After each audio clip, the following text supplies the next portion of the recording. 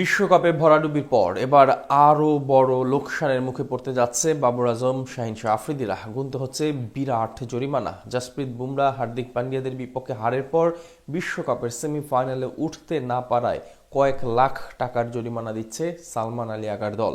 ক্রিকেটারদের উপর পিসিবির আরোপ করা এই জরিমানা নিয়ে বিস্তারিত থাকছে রিপোর্ট।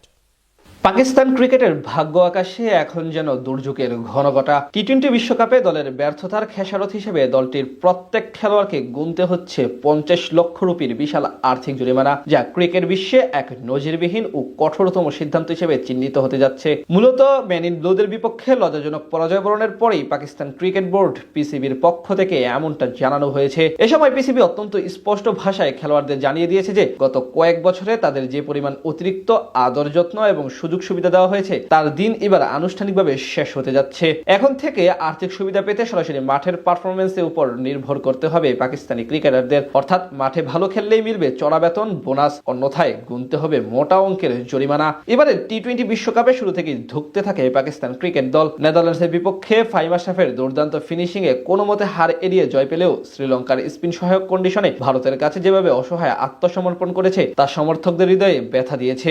দলটির বর্তমান কেন্দ্রীয় চুক্তিতে থাকা একজন এ ক্যাটাগরির খেলোয়াড় প্রতি মাসে 45 লক্ষ রুপি বেতন পান এবং আইসিসি রেভিনিউ থেকে আরো 20 লক্ষ রুপির বেশি লভ্যাংশ পান। এমনকি বি, সি কিংবা ডি ক্যাটাগরির খেলোয়াড়রাও আদায় করছেন লক্ষ লক্ষ টাকা। কিন্তু দলের প্রয়োজনে ব্যাটে বলে একেবারে নির্বাক ছিল সালমান আলী আগার দল। পরিসংখ্যানের দিকে তাকালে এই লজ্জার তীব্রতা আরো বেড়ে যায়। যেখানে ওপেনার সাহিবজাদা ফারহান 383 রান করে নিজের সামর্থ্যের প্রমাণ করেছেন, সেখানে সাইম আইয়ুব, বাবর আজম আর অধিনায়ক সালমান আলী আগাদের মতো গুরুত্বপূর্ণ ব্যাটারদের পুরো টুর্নামেন্ট মিলেও ব্যক্তিগত 100 রানের গন্ডি স্পর্শ করতে পারেননি, যা দলটির ব্যাটিং বিপর্যয়ের এক বিভৎস চিত্রই তুলে ধরে।